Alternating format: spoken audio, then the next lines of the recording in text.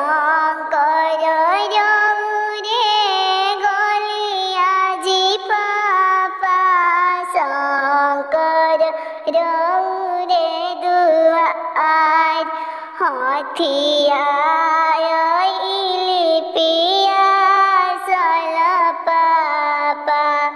पोखरा दीना खोनाय हथिया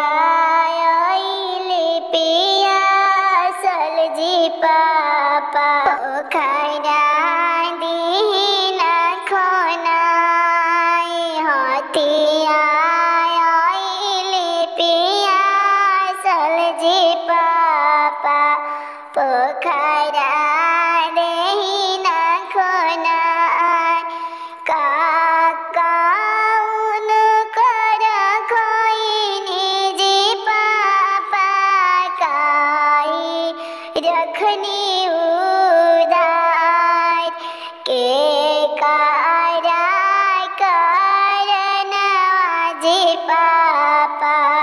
साजना छे के